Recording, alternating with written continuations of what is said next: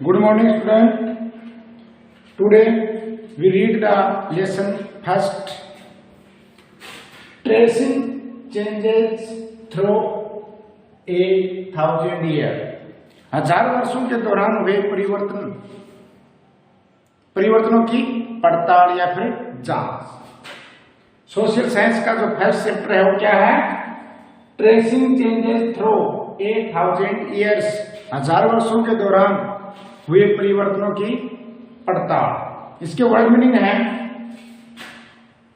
Terminologies शब्दावली, context संदर्भ, produce रचना करना, वैरायटी विविधता या फिर भेद, वोकेबुलरी शब्दकोश, क्रॉनिकल इतिहास लेखक या फिर इतिहास का, डोमिनियस राज्य, एसोसिएट जुड़ना या फिर सहयोगी, टर्म शर्त मान लेना, स्ट्रेंजर अनजान या फिर अजनबी, रिलीजियस धार्मिक, कास्ट जाति, पेजेंट्स किसान या फिर कृषक।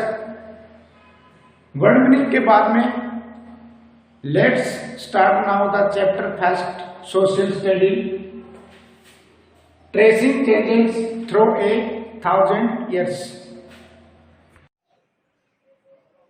फर्स्ट लेसन है tracing changes through 1,000 year.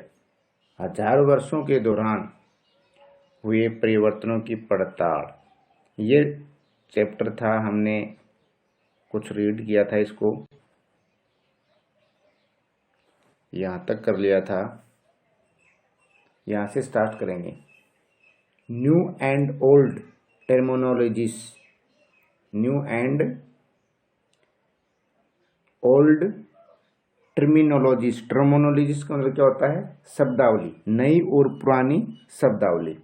If the context in which information is produce changes with time, what about language and meanings.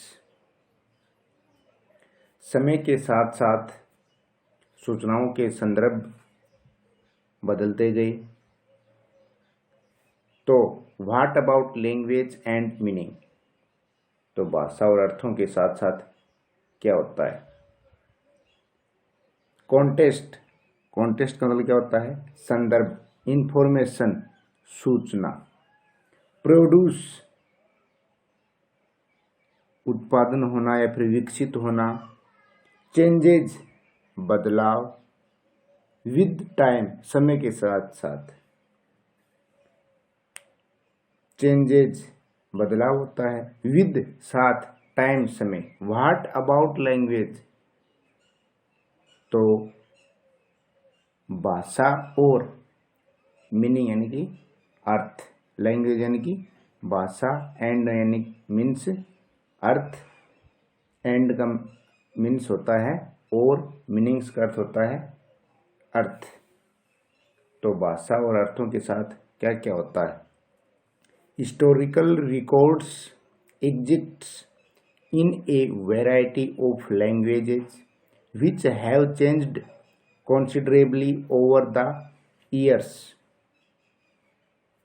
ऐतिहासिक जो अभिलेख हैं कई तरह की भाषाओं में मिलते हैं और ये भाषाएं भी समय के साथ साथ बहुत परिवर्तन हुआ है या फिर बहुत चेंज हुआ है, बदली है। मेडिवल पर्शियंस फॉर एग्जाम्पल, उदाहरण के लिए मध्य युग की जो फारसी, पर्शियन का मतलब क्या होता है? फारसी। मेडिवल यानी कि मध्य युग की, पर्शियन का मतलब क्या होता है? फारसी। मेडिवल मध्य युग या फिर मध्यकालीन। फॉर एग्जाम्पल उदाहरण के लिए मध्यकालीन की या फिर मध्य युग की फारसी। Is different from modern Persian. Modern यानी कि आधुनिक। मॉडर्न का मतलब क्या होता है? आधुनिक। और पर्शियन का मतलब क्या होता है? फारसी। आधुनिक फारसी भाषा से क्या है? भिन्न है। The difference is not just with regard to grammar and vocabulary, the meanings of words also change over time. यह भिन्नता सिर्फ व्याकरण और शब्द भंडार में ही नहीं आई है, समय के साथ साथ शब्दों के अर्थ में भी बदल जाते हैं। डिफरेंट, अलग अलग या फिर भिन्नता। रिगार्ड टू ग्रामर, व्याकरण और उसके वोकेबलरी यानी कि शब्द, ग्रामर यानी कि व्याकरण। मीनिंग्स, अर्थ, वर्ड्स, शब्द चेंज, बदलते हैं, ओवर टाइम, समय के साथ साथ। टेक द टर्म हिंदुस्तान, उदाहरण के लिए हिंदुस्तान शब्द ले लीजिए। फॉर एग्जाम्पल, उदाहरण के लिए हिंदुस्तान जो वर्ड है उसको ले लीजिए। Take the term Hindustan for example, उदाहरण के लिए हिंदुस्तान शब्द ही लीजिए। टुडे, आज, we understand it as India, आज हम इसे आधुनिक राष्ट्र यानी कि राज्य भारत के अर्थ में लेते हैं। द मॉडर्न नेशन स्टेट, यानी कि आज के समय, मॉडर्न आधुनिक, आधुनिक समय में स्टेट यानी कि राज्य भारत के अर्थ में इसका यूज करते हैं। नेशन राष्ट्र, स्टेट राज्य, मॉडर्न आधुनिक। When the term was used in the 13th century by Minhaj-e-Siraj, a chronicler who wrote in Persian, he meant the areas of Punjab, Haryana and the lands between the Ganga and Yamuna। 13वीं सदी में जब फारसी के इतिहासकार मिनहाज-ए-सिराज ने हिंदुस्तान शब्द का प्रयोग किया था, तब ही meant the areas of Punjab, Haryana and the lands between the Ganga and Yamuna. इसका मतलब ये है, इसका अर्थ ये है, मेंट यानी कि आज से या फिर अर्थ पंजाब, हरियाणा और गंगा यमुना के बीच में स्थित इलाकों से था। यानी कि 13वीं शताब्दी में जब एक इतिहासकार था फारसी जिसका नाम था मिनहाज-ए-सिराज ने सर्वप्रथम 13वीं शताब्दी में हिंदुस्तान शब्द का प्रयोग किया था, और इसका अर्थ ये था कि पंजाब, हरियाणा और गंगा यमुना के बीच में जो भी स्थित जो क्षेत्र है, एरिया है, उसको उसने नाम दिया था Hindustan. He used the term in a political sense for lands that were a part of the domination of the Delhi Sultan। इसमें इस शब्द का राजनीतिक पॉलिटिकल सेंस यानी कि राजनीतिक अर्थ में उन इलाकों के लिए इस्तेमाल किया गया जो दिल्ली के सुल्तान के अधिकार क्षेत्र में आते थे। यानी कि इस शब्द का अर्थ क्या लिया गया, राजनीतिक अर्थ में उस क्षेत्र के लिए इस्तेमाल किया गया जो दिल्ली का जो उस समय सुल्तान था उसके अधिकार क्षेत्र में थे।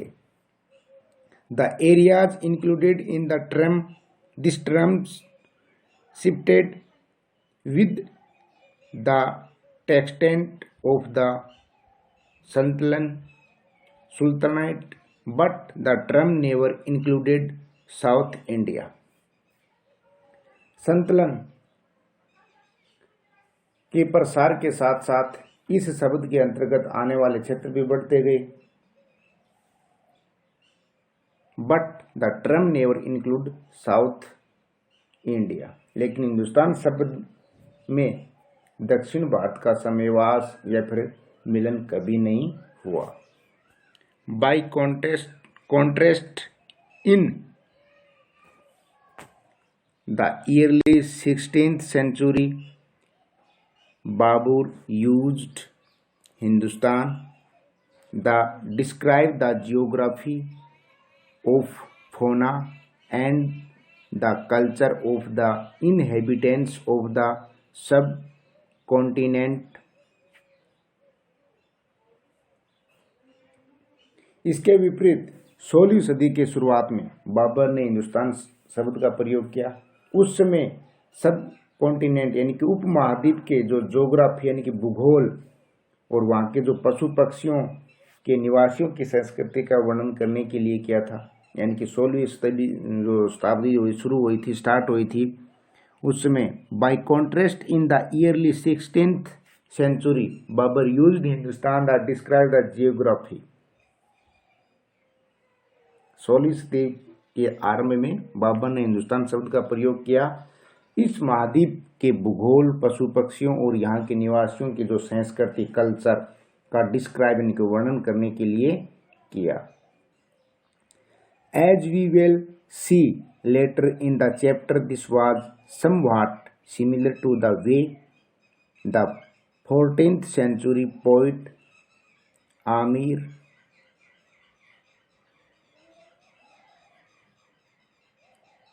Khusro used the word Hind, while the idea of geographical and cultural entity like India did exist. The term Hindustan did not carry the political and national meanings which the associate with it today. इसके अलावा ये प्रयोग 14वीं सदी के कवि जो था, poet यानी कि कवि अमीर खुसरो, यूज्ड द वर्ड, उसने शब्द का यूज किया, कौन से का? हिंद। कौन से शब्द का किया?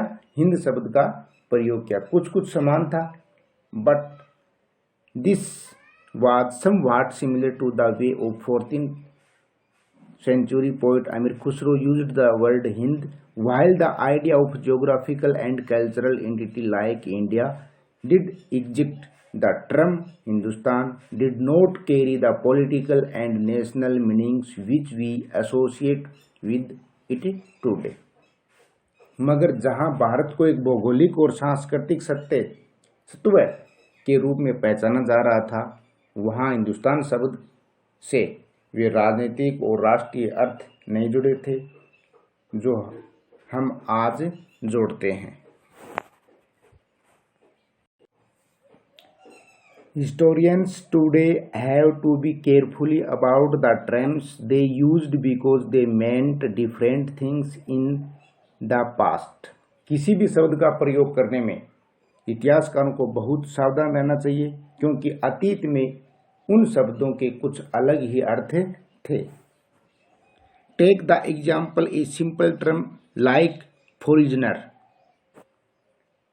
उदाहरण के लिए विदेशी शब्द जैसा सीधा साधा शब्द ही ले लीजिए।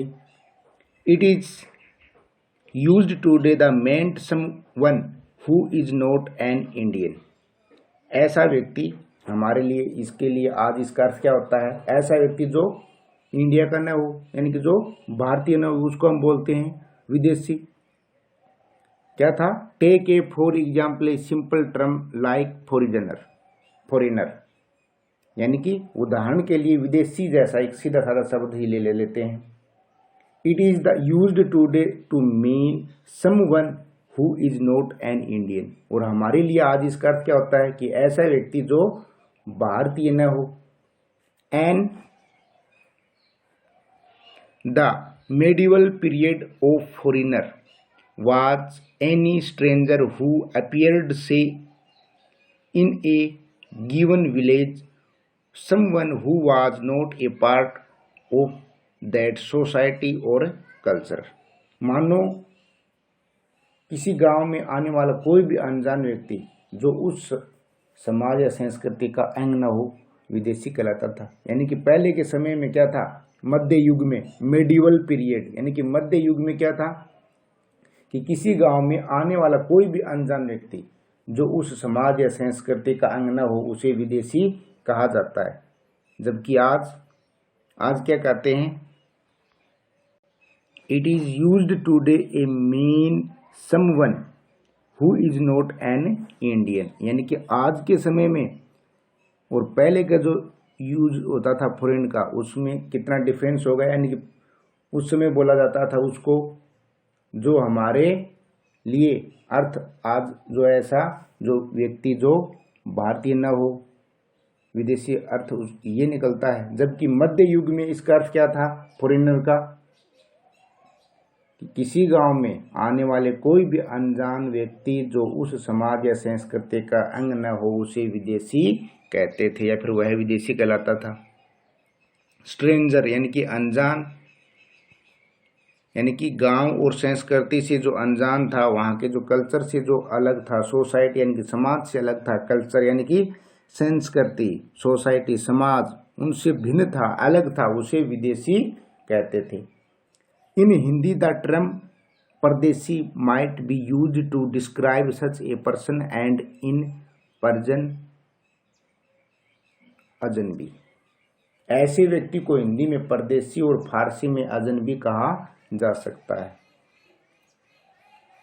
ए city dweller therefore might have regarded a forest dweller as a foreigner, but two peasants living in the same village were not foreigner to each other even though they may have had different religious or caste backgrounds। इसलिए किसी नगरवासी के लिए वनवासी विदेशी शब्द होता था, लेकिन एक ही गांव में रहने वाले दो किसान अलग अलग धार्मिक या जाति परंपराओं से जुड़े होने पर भी एक दूसरे के लिए विदेशी नहीं होते थे। Background, different religious, caste background यानी कि कास्ट यानी कि जाति, रिलीजियस धर्म, रिलीजियस का मतलब क्या होता है? धर्म। कास्ट बैकग्राउंड यानी कि जाति परंपराओं से जुड़े होने के कारण, डिफरेंट भिन्न भिन्न यानी कि एक ही गांव में, क्या लिखा ऊपर इसमें, peasants living in the same village were not foreigner to each other even though they may have had different religious और कास्ट बैकग्राउंड्स। यानी कि एक ही गांव में रहने वाले दो किसान अलग अलग धार्मिक या जाति परंपराओं से जुड़े होने पर भी एक दूसरे के लिए विदेशी नहीं होते हैं। नेक्स्ट है इसमें हिस्टोरियंस एंड देयर सोर्सेज, इतिहासकार और उनके स्रोत। ये नेक्स्ट डे में रीड करेंगे।